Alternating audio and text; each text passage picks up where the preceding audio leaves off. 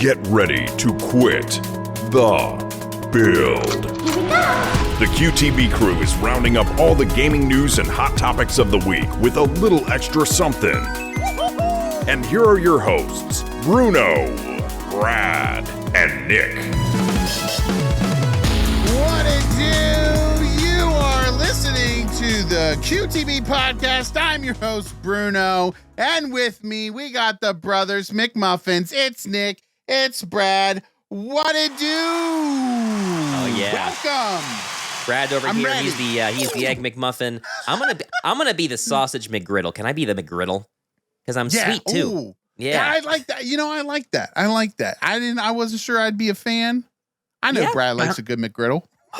Yeah, I want to be the loaded breakfast sandwich from Jack in the Box. If I'm really being honest here, or I want to be a crunch wrap, breakfast crunch wrap from Taco Bell. Oh, okay. Now Just the saying. breakfast crunch wrap does look legit. Pete Davidson's commercial keeps coming out, and I'm like, I am ready for the bell. Bong. Oh man, I've been on that train for a few years, man. You're missing out. It's incredible. It's the best breakfast out there. I'm just saying. Yeah. That ad from Pete Davidson is like one of the most downvoted ads in Reddit history because they pushed Really? it so much. Yeah, they were running campaigns where like you would scroll through Reddit and like in between comments, Pete Davidson's frosted hair would pop up to tell you about the new breakfast lineup at Taco Bell, and then you get to the next comment, and then oh look, there's Pete Davidson again to tell you about the amazing crispy hash browns that are found inside the breakfast crunch wrap. So it was a whole It's thing. a hash brown patty, Nick. It's a hash brown patty. I don't Okay. care what it is because everybody Hey, it looks knows good. the Cinnabon Delights are where it's at, okay? Because your boy may or may not Yeah, have you gotten got to get the 12-pack breakfast today. box. You get a breakfast crunch Yes. wrap supreme, I 2 didn't just eat Cinnabon those. Delights, and a coffee for like $5. Oh, that's it. I mean, that's This what I'm guy's talking all about. the deals. Mr. Biggie Bag over here, goes to Wendy's like, I'm going to get the Dave's Biggie Bag. And he's like, Brew, what you get? I'm like, I get a Dave single and some chicken nuggies. What it do? I'm all They're not over even them. just the nuggets. That's what they call them. They're just nuggets. The nugs. Yeah. Nugs.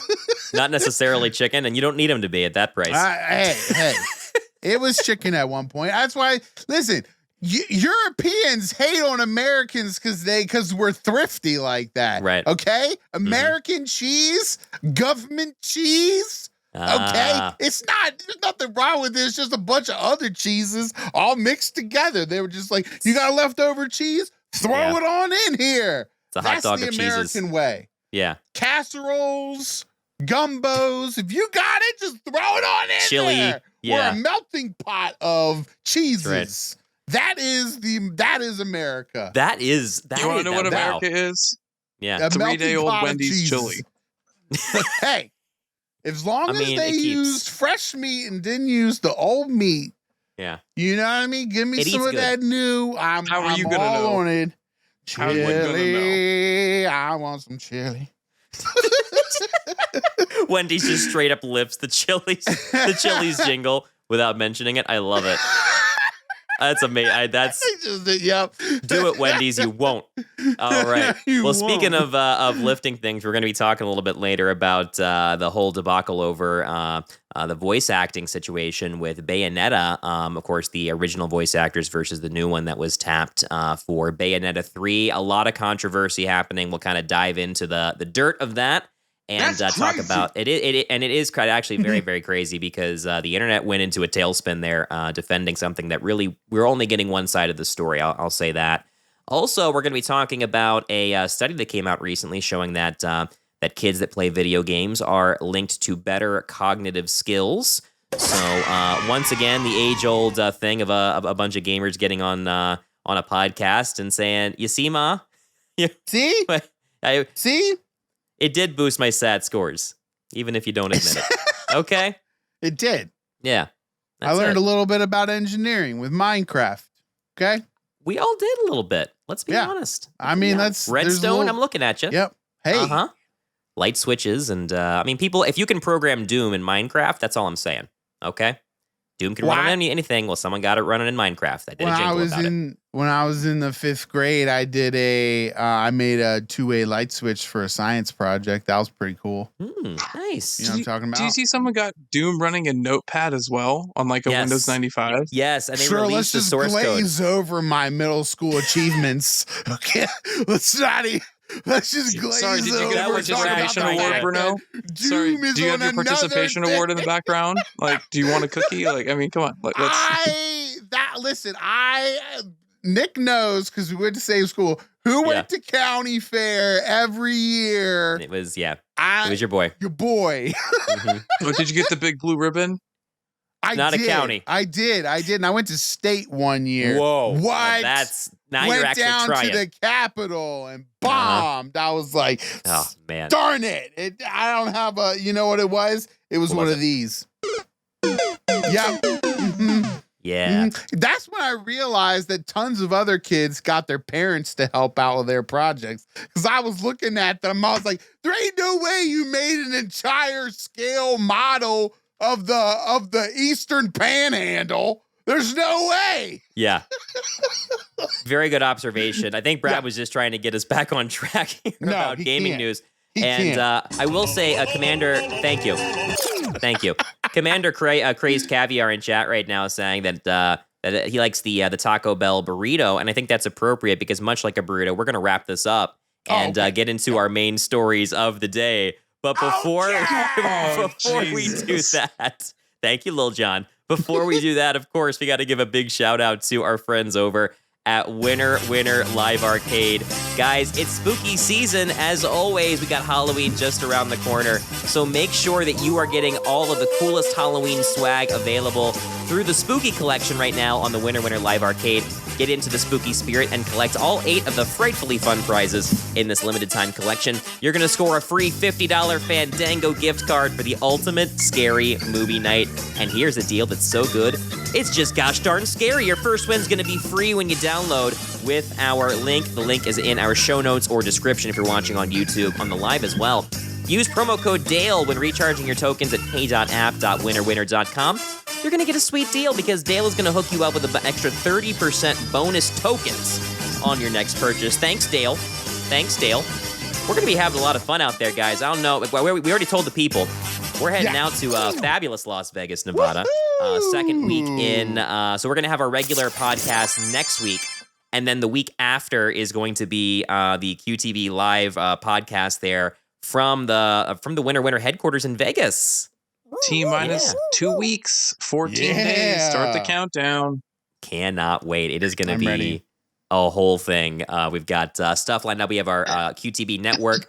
It really is. We've got our QTV network. Thing. Not a half thing. A whole thing. You get the whole enchilada. Okay, there you go. Let me bring it back to Taco Bell terms because you've got Kung Fu Penguin. You've got Enzo is Mad also doing their sponsored streams while we're on premises, so we're going to be able to mess with them on camera. And Bruno, I mean, if there's one person that's ready to go with prop comedy, it's Bruno. This was the live event that he was meant for. Let's just be honest. Yes. You better be packing some of those props. Okay. I can do that. They're going to love you over there. Yes, I'm ready. Maybe he'll break a machine. Maybe he won't. But yeah, thank you as always to our sponsors over at Winner. Now, guys, our first story is coming from Forbes.com talking about Bayonetta the original Bayonetta voice actress being forced to admit that there was a little bit of a tall tale that happened a few weeks prior. So I'm going to kind of take you through this story here because one of the best parts about this podcast is getting the hot take from Bruno. So go all the way back to the beginning. All the way back to the start. Tell them about the story. Okay. The tweet went out and then it paused and then you hear you're probably wondering how I got myself in this situation. Well, it goes back to about 2 weeks ago when there was a video that was put out by the original Bayonetta voice actress by the name of Hellena Taylor. Okay, she was the voice Bayonetta for both the first and second entries. Of course, Bayonetta 3 very much a long time in the making, a long time in the waiting for people to get confirmation this game was even happening.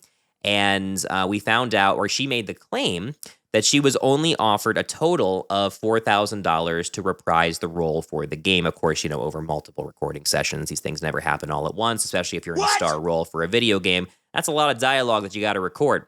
So that sounded very, very low. And in the video, she actually called for people to boycott Platinum Games, the developers, in order to, show outrage and show support for her as well. She immediately tried to get all of these fans on her side, and it worked because we only had one side of the story. The internet just absolutely sided with her immediately, saying this is outrageous. How can you offer someone what is considered well below the industry standard for voice acting, let alone the voice of an iconic character like Bayonetta? This came on the tail end of voice actress veteran in the gaming industry, Jennifer Hale, actually being announced as the voice of Bayonetta. She has done a lot of stuff in different games, Star Wars KOTOR, Overwatch, Metal Gear Solid. The list goes on and on. She is a very reliable figure in the industry, so you've definitely heard her voice before. However, Jason Schreier, who is a video game journalist, did a little bit of investigative journalism here and did some digging and corroborated some sources, because this is what needs to happen in not only in the gaming industry, but in just news in general. You've got to hear multiple sides of the story. Yeah. And found out that she was not being truthful in that she was actually offered $15,000 for the part, so about $5,000 over 3 recording sessions, which is well above the industry standard, but that she had actually countered by not only asking for more, but also asking for residuals on the sales of the game, which I don't think in the history of published information about voice actors in games has that ever happened, to get a slice of the sales rather than an upfront number for what you're sold. She then is forced to backpedal and say, oh, yeah, well, initially I was offered $5,000. I said no. Then they said 15. I said no. And then they said, well, we'll offer you a cameo role. You don't have to voice the whole thing, and we'll pay you $4,000 for that cameo. Of course, if it's a cameo, you're probably doing a one-off recording session at most. So she took that information and then, went out online and immediately leveraged her fan base to create outrage before the other parties could really get their side of the story in. Now, Bruno, after hearing that, I mean, it's, there's that saying, never meet your heroes. And many times that can be true, because I think a lot of people that immediately sided with her found themselves very burned as of today. What's your take on the whole situation and just kind of the voice acting industry right now? Well, I will say that the pandemic and the accessibility for really good audio equipment has changed the voice acting game. I feel like in the past 10 years, we've really seen an increase in what I would call, A-list actors doing voiceovers. And if you've got a keen ear, you can really hear them. Oftentimes they'll do it, in a commercial for a show that you're watching, where you can hear that voice and you're like, hey, that's their voice. So I think that A-list actors are now kind of diving into the world of voice acting because it is lucrative. It is easier than physical acting. I would assume so, right? I think anybody could agree that Tom Cruise, puts a lot of effort into his roles running around. Man does his own stunts. He is Mission Impossible. Exactly, right? Where you've got, something, versus like, straining your voice is also harsh, but, it's in a different way, right? So I think that we really are experiencing a trend in voice acting where we're seeing more popular A-list actors kind of take the role from traditional voice actors. Now, with that being said, that's unfortunate because I've always felt like I've got a face for radio or a face for voice acting, where I could maybe do that one day. And I've got a very unique voice, as you guys know, where I can do all different types of voices. I typically don't do them on the podcast. Right. Why, I don't know. It's just the opportunity really hasn't presented itself. But I think that it kind of,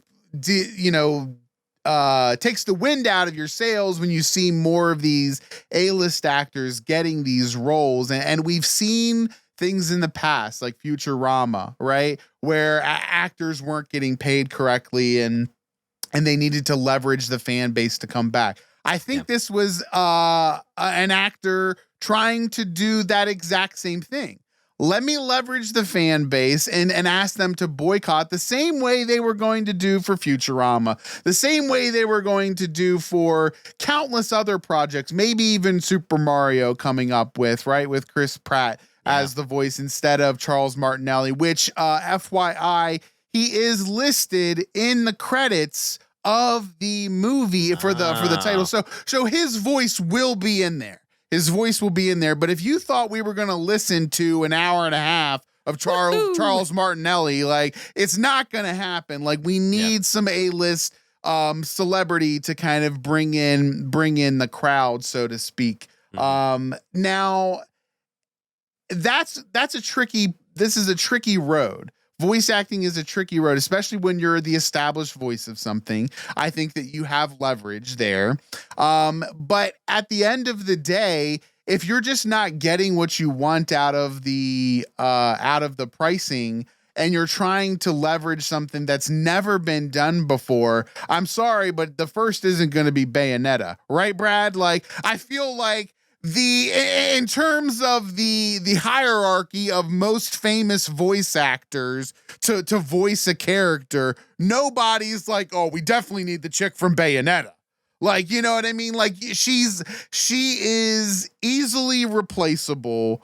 And that is unfortunate because I feel like maybe she doesn't have as a unique voice as she thinks she does. Brad, what's your take on this? I don't know, Bruno. I feel like you kind of covered it all. I mean, I feel like, the last point you made resonates with me, right? It's understanding your leverage and what you really have and not overplaying your hand, right? You need to understand if you're truly irreplaceable or if you're not, right? And I think to go out and try to set a new standard, set the high bar for what is considered pay and benefits for a voice actor when you're not, I would say, in the top 5 or near the top 10 in terms of irreplaceable voice actors is a bit maybe overplaying your value, overplaying your hand. And so, I think it's unfortunate overall for them, for their reputation, for the game. It's just, not all publicity is good publicity. I think this is going to hurt. It hurts all everywhere, right? It doesn't benefit anyone here, right? So what do you think, Nick? I mean, are you kind of where do you come in on this? Yeah, she most certainly overplayed her hand, Brad. I'm looking at her IMDb right now, and there's nothing there. Bayonetta 1, Bayonetta 2, and she had like a brief, like minor role in like a rom-com back in the early 2000s. Yeah, like it's when you look at like other voice actors or actresses, that are very much beloved, the list that goes on and on, right? And I think Bruno, you hit the nail on the head that. This is not a huge franchise. Now, she tried to make a very false claim of saying that, I think this might have been where she had a misstep in that she claimed that, oh, well, the Bayonetta franchise right now is worth like a $450 million number overall. And people are guessing that she must have gone on the sales numbers on VG charts and then multiplied all of the games that are listed Bayonetta by $60. And that's how she got that number, because that's the only way you can get there.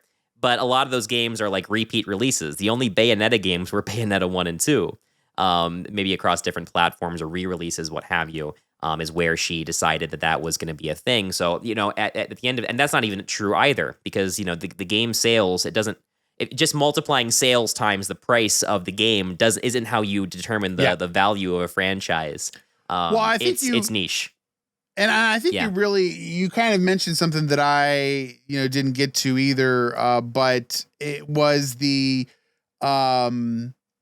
lack of job history, right, for her. I think it aids to why she did this. Why did she do this?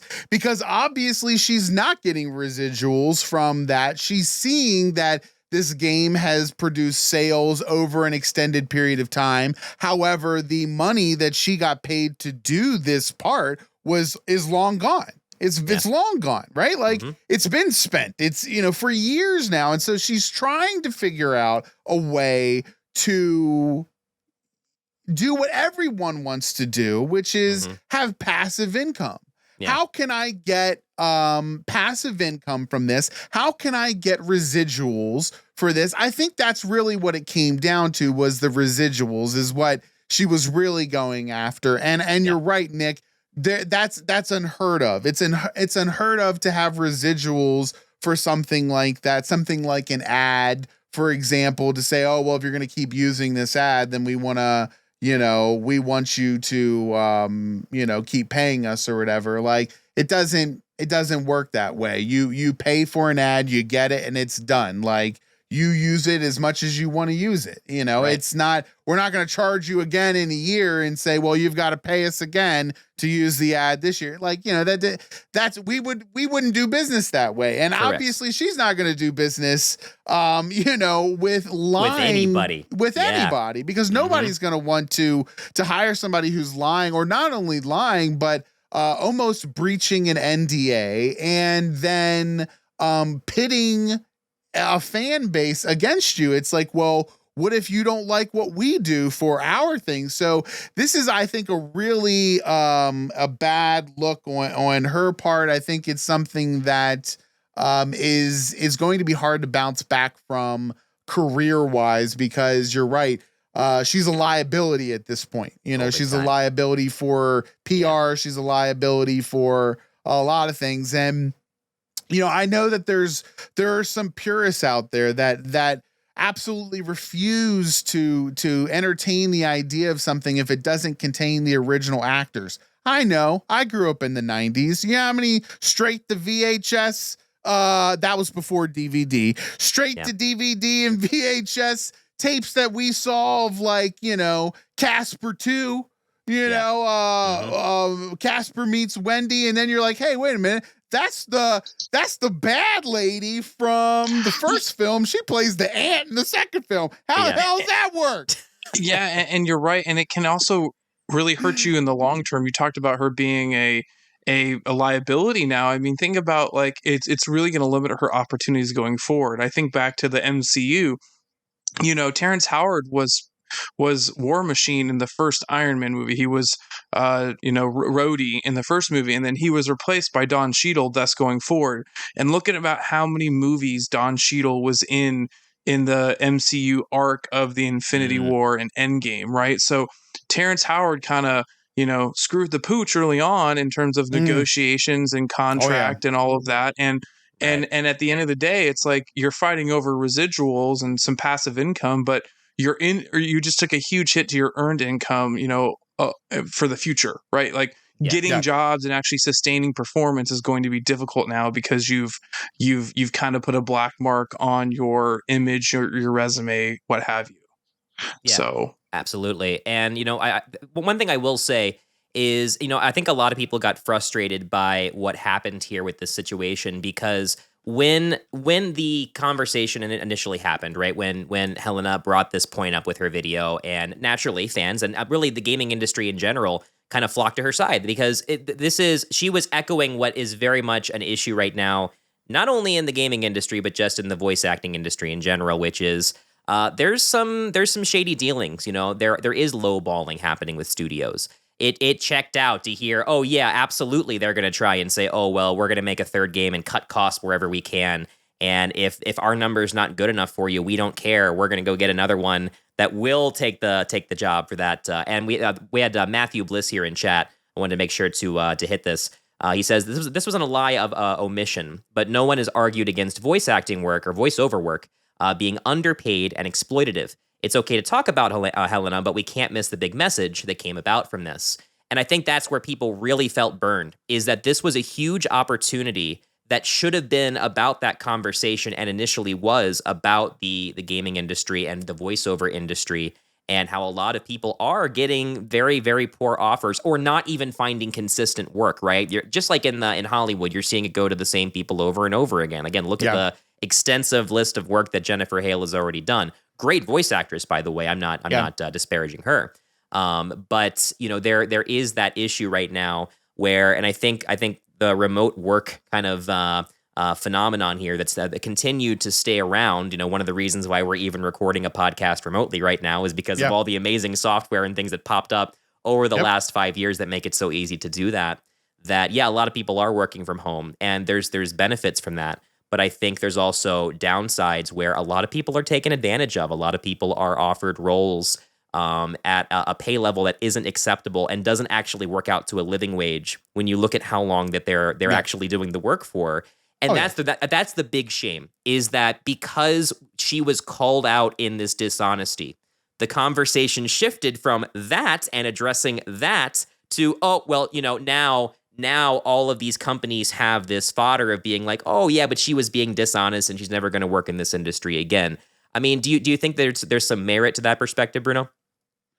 I definitely, I think that you've definitely tarnished your reputation when you've gone off and stated that you've been not valued or appreciated. And then it turns out that you were, and that you were offered several times a way to kind of bridge that gap. And this is a trend that we're seeing throughout Hollywood, right? Like, I think we're finally getting to a point where new Hollywood, if you were, is things like Netflix and in-house productions are really changing the landscape of what an actor is worth. Because before, you could pay $10 million just to see Halle Berry topless in Swordfish.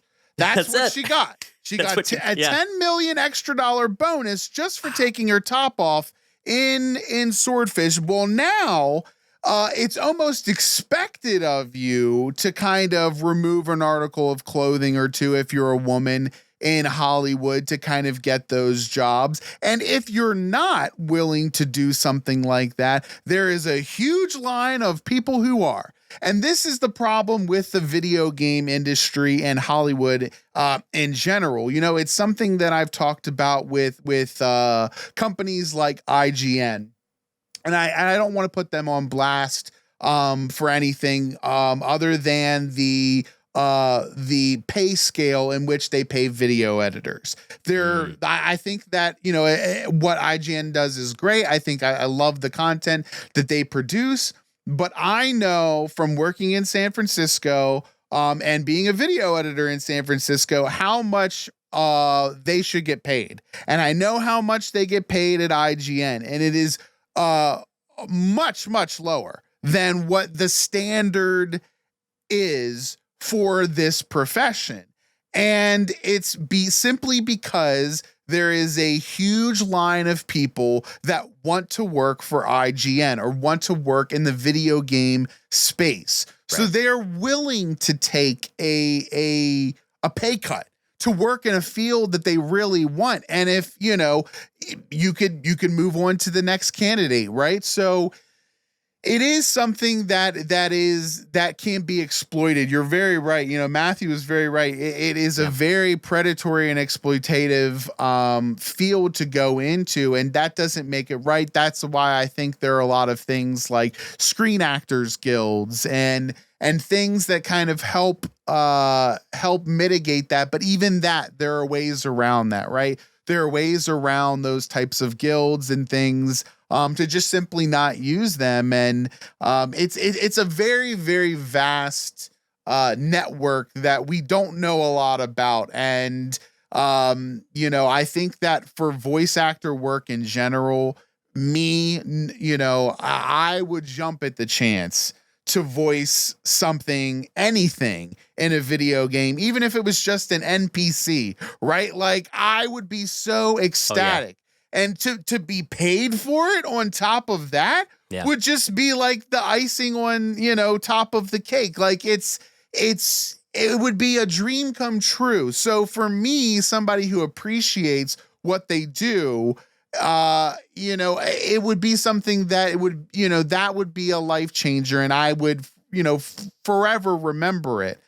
Now, I'm not going to, sit there and be like, well, I didn't get paid enough for this opportunity or whatever. Or I'm now cemented in this piece of work forever, right? Like forever, you're in this game and you're just gonna kind of glaze over that because you didn't get the residuals and then you went off and lied. Like, it just doesn't bode well for anybody. It doesn't bode well for the future of voice actors. How can you then leverage future work? Because you could say, well, if you don't like it, we'll just, hire somebody else. And, we'll say that, you didn't like what we offered and we couldn't offer you what you were demanding. So we'll hire Brad. He'll do it for a box of wheat checks, and he'll do it for pints. And a pint. Truer words have not been said. Overall, it's a great conversation to have because, I think you have to call out the problems where they are, but you also have to allow for the bigger conversation to happen, even if the recent developments tend to derail it. I also think it's also a great lesson in cautionary journalism. Think about how many people jumped to be the first to write that story about her side only, and everybody knows, like in the gaming industry, anywhere, just journalism in general, which is a dying art. We know that. You got to get both sides of the story. I think back to like when the GTA leaks were happening at first, right? About the person that got a hold of the source code for Grand Theft Auto Online, and I mean, there were news agencies that were running wild with the speculation about what does this mean for GTA. We certainly had that conversation as well. But as time went on and we saw, okay, this isn't quite the doomsday scenario that we thought it was going to be. It's important to wait, but we live right now in an era where clickbait sells, and if you're not the first person to publish that article with that that salacious headline, then you aren't getting clicks on your website. IGN isn't getting that money to underpay their video editors, right? Otherwise, exactly. it's a vicious cycle. And Hey, Matthew, once again, Oh no, go ahead. Finish. Go ahead. I was going to say Matthew also pointing out that Rooster Teeth is a great example of that kind of exploitation, right? And there has been a lot of controversy coming out with Rooster Teeth over the last week. That's its own episode, to be honest. Yeah. But go ahead, Brad. No, I was to say, you know what isn't clickbait? Our that? Patreon. Oh my gosh. Not at all. Thank you so much, Brad. Yes, patreon.com/quitthebuild. As always, I want to say a big thank you to our QTB and Fuego supporters, Epic Capture Productions, Matt.That, and Alexa, and our QTB Plus supporters. I'm talking about Nick, The Dudist Monk, Indie Gamiacs, Alan Abadessa, Mr. Grow Games, The Intergalactic Pinecone, Fluffy Bunny, and Kawaii Potato. Hey, out there in internet land or wherever you're watching, viewing, I don't know. If you want to support QTB, one of the best ways to do it is our Patreon. A tier start as low as $2 per month. They give you access to our pre-show, our video pre-show. Look at Bruno just rocking the solo right now. I didn't even know you could play the piano. What's that even hooked up to? What a legend. Anyway, you get access to our QTB Nostalgia Vault, our extended podcasts, a lot of bonus content talking about the games, movies, snacks of yesteryear. We just go into rose-colored glasses mode. Again, thank you so much. Patreon.com/quitthebuild, and get that exclusive merch that you can't get anywhere else. What a solo, Bruno. I mean, I didn't even know you had the talent, man. I knew you did the drums. I know you do the EDM every now and then. But look at that thing. Oh, here it is. Do-do-do-do-do-do. Shigga-da-do-do-do-do-do. Do-do-do-do-do-do. Shigga-da-do-do-do-do-do. Oh boy, here we go. What have we started, Brad? Every now and then, I have to actually have a keyboard to I love it. Exactly. Yeah. All right. Well, hey, speaking of keyboards, mice, and controllers, and everything in between, this next story it's kind of a feel-good story, honestly, and that's always a good thing when we're talking about video game news. It's easy to cover the negative. But of course, here at Quit the Build, we're all about the positive. We're about positivity in gaming. Woo! And I think this is a great story to have in your quiver whenever someone tries to say that video games are a waste of time. You say, hang on, if USA Today covered it, it must be news. This story saying that there is a study that was done recently that shows that children that play video games. This was conducted by JAMA Network Open. That kids who play video games for 3 or more hours per day perform better on impulse control and on memory tests than children who do not play games. This study analyzed the brain scans of more than 2,000 school-age participants in an ongoing study that they're doing right now, one of the largest long-term studies of brain development and child health in the country. So a very well-funded and a very prestigious study that's happening right now, and is really trying to find those associations between gaming and what happens to the brain of people who game. You know, back in the 80s, 90s, and even earlier, you know, you would have thought that the "this is your brain on drugs" thing would have applied to an arcade machine. Even though they tried to say winners don't use drugs. Hello, they were trying to tell you, okay? But nonetheless, there were still the naysayers. And you know, I think, Bruno, the thing about this is that we tend to, even in 2022, we still get the studies, and I don't know how these things get funded, of trying to link kids who play like violent video games with negative outcomes. Like, oh, you know, there's a link between kids that play GTA and kids that perform violent acts, you know, outside of the game. But it's always so baseless. It falls apart. Generally, it's clickbait. Whereas this very much respected study is showing a very simple but a very profound effect. Not a surprise, though, right?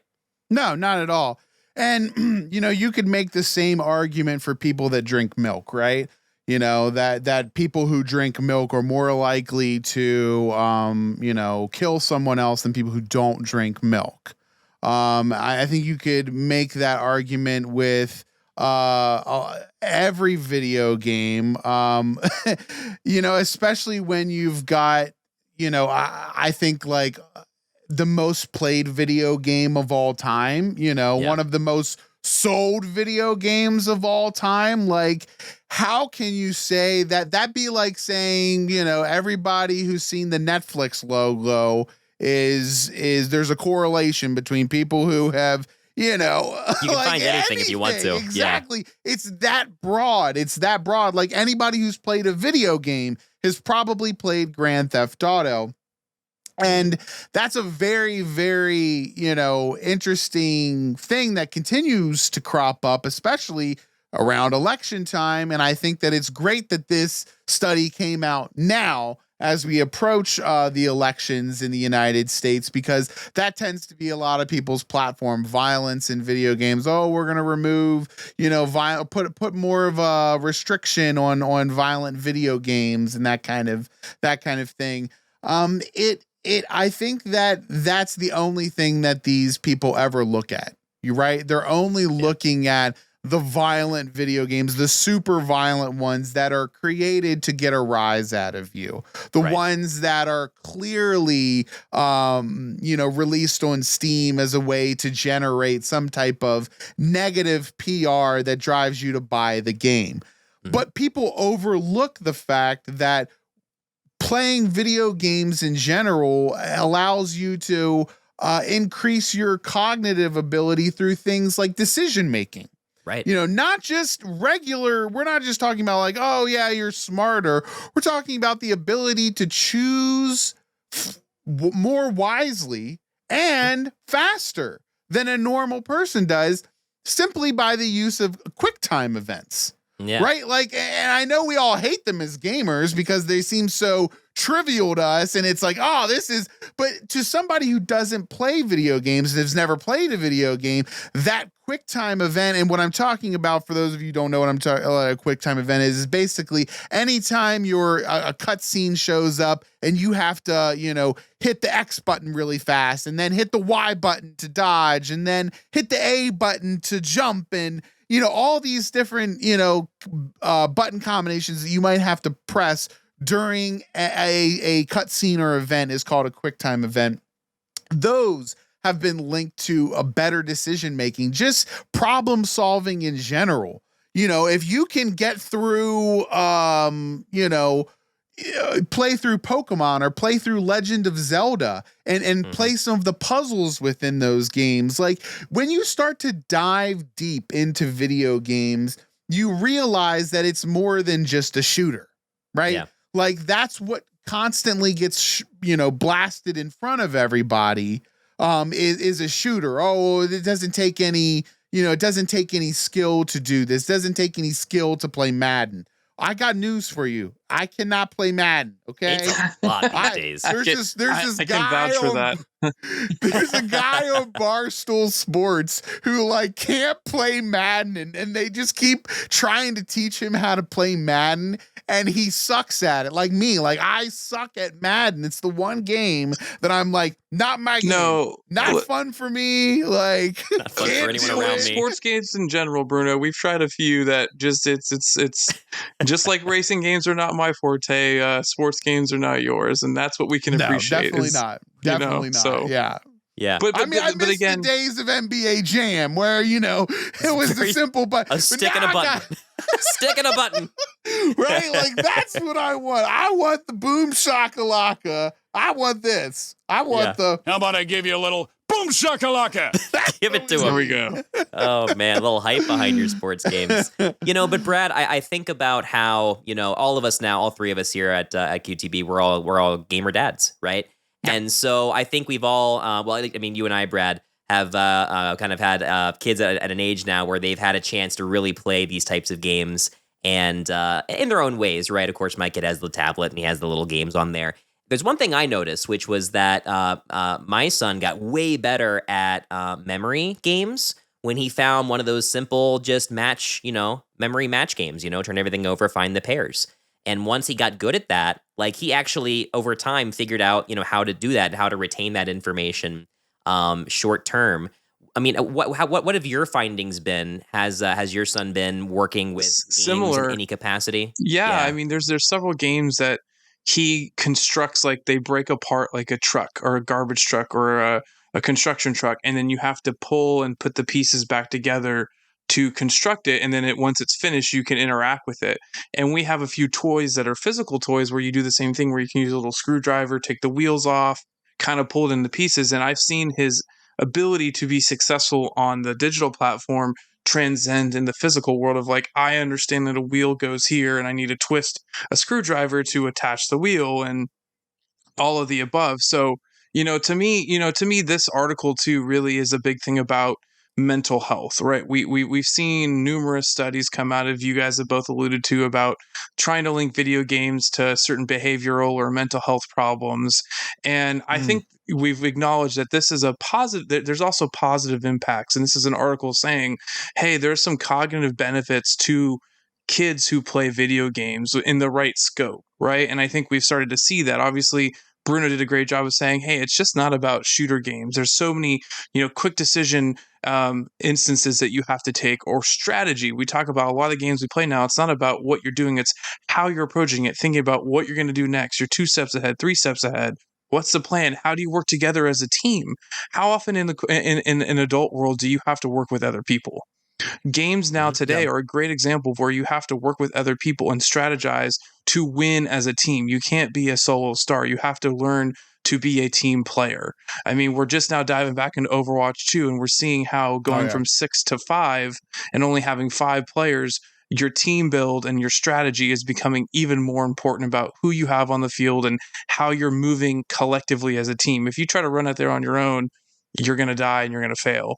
And so what I see a lot of life lessons in video games as well. It just has to be in the right lens. So, I think this is a really positive, like Bruno said, it's good to highlight the positive sometimes, especially when a lot of the time we see, articles that are really to try to knock the value of video games as being just kind of a mind suck, and kind of where people passively like absorb content but don't actively like do anything. I think this is one of several, now studies that are showing that that's quite not necessarily true. Well, and Matthew in the comment section has a really great point. Again, he mentioned Guitar Hero players versus or guitar players versus Guitar Hero players. Sure. And I, being a musician as well, Nick as well, rhythm games are something that we were instantly drawn to just for our love of music. But I think someone for like me who is really big hands and, playing guitar was always interesting to me, but not quite easy because of the nimbleness that you have to have with your fingers. Guitar Hero for me was awesome because I got to dumb it down a little bit and, have, practice my rhythm ability as a drummer because I'm mainly a drummer. So my rhythm capability improved because of Guitar Hero. And I think it definitely opened the door to a generation of gamers who decided to actually play a real guitar. Yeah. And then games like Rocksmith came along where you can actually hook up a real guitar to, your console and play along these real songs and learn guitar for real. I think that there are tons of benefits. Epic Capture Productions, he said Tetris is used as a treatment for PTSD, and they even use Call of Duty for that as well. It's something that helps desensitize soldiers when coming back from war to be able to associate those sounds that they heard, unfortunately, in the midst of battle to something more associated with a video game. And it takes that connection away from them and then rewires it to something surrounded by video games. There are tons and tons of benefits that we could go on, for that. But I think the main thing to take away from something like this is if you are a parent and you are afraid of video games or afraid of that, that sea of content, right? Don't be. There are things like the ESRB rating system that will help guide your decision on whether or not this is something you think might be appropriate for your child. And I know a lot of gamers are probably going to laugh at that, but if that's something that you're worried about as a parent, that's something that, that's what it's for, right? It was created so you have a better understanding of what type of content is in this game. And I think at the end of the day, it's important to remember that not all video games are shooters, and that games like Minecraft being the number one game of for many years, it's obvious that you don't have to include shooting to create something that people are willing to play. Excuse me. Minecraft is the most chill game out there. Right? It is, and it's raising. I dive in just for the soundtrack, just a vibe, right? It's raising a whole new generation of STEM students. Yeah, it really is. And I think it gets down to, at the end of the day, what I would wrap up with is that we got to remember for parents, everything in moderation, right? Obviously, you can't saturate and be in front of a TV screen for playing video games for 9-10 hours a day, right? But like everything in moderation can bring value and expand your mind and your skill set, right? Just as playing outside helps with your physical development, playing video games or learning, computer programming is going to be an essential part of our future in humanity, right? So kids, if they can get exposed to working on computers, understanding basic programming language, and understanding how to use that to benefit not only just like their interest, but also like eventually one day in their job being able to program and make our processes more efficient as a human race. All of that plays into your development, right? So things in moderation can be very positive and beneficial. When you take them out of moderation and abuse them, that's when you start to see the problems, and that's when you start to see things go in a different light. So, I think integrating video games, as we've just highlighted numerous examples, there's ways that it can really benefit kids in their development, whether it's for teamwork or cognitive skills and brain activity. I think this is just reducing the impact of the cautionary tale that we've had on video games, I would say, in the last 20 years. Yeah, good points. I'll tell you one place where someone does understand a programming language, and that's whoever the heck designed our website, quitthebuild.com, right? That's a thing. Thank you, Bruno. Let me tell them about it on the website again, quitthebuild.com. make sure to stop by today because we've got your blog articles. We've got your merch. Go get some swag. The holidays are coming up. Get that Christmas sweater in time this year, folks. People were saying, Nick, there's a big delay on the sweater. I said, well, you should get it in July. July is past, but the opportunity is still there. Again, check out all the amazing merch that is there. And make sure you go over to our Discord. At the bottom of the page, the link to join our Discord on the homepage. I think on most of the pages, you can scroll to the bottom and join our Discord community. We got tons of amazing people there. It's a great way to keep up with the live streams and the network content from our amazing QTV network. And again, go to our network page. Check out our amazing QTV network creators making podcasts, making live streams, all sorts of amazing content for you. Hope you give it a chance, guys, because the QTV network, all of our content creators have that high standard of not only quality programming, but also family-friendly and just very entertaining stuff. You know, we got funny people. We got entertaining people. We want you to be part of the team. So stop on by quitthebill.com today. Whoa! Man! Now I'm gonna dance. So jazzy. So jazzy. Woo!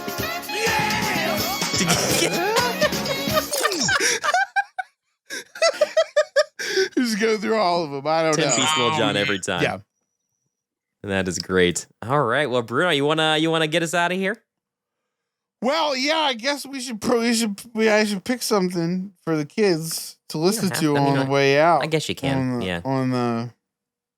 I got it. Wait for it. Oh, we found it. Hold on. I got it. 'Cause you're gonna be like soundboard. You're gonna be like, You what? Oh no! Don't get us copyright striked. Here it comes. Big money. Oh. for Nick and Brad. I'm Bruno. To the moon. For Brad and Bruno, I am Nick. From Bruno and Nick, I'm Brad. Peace out. What'd it do? Oh, it stopped. Quit the Bill.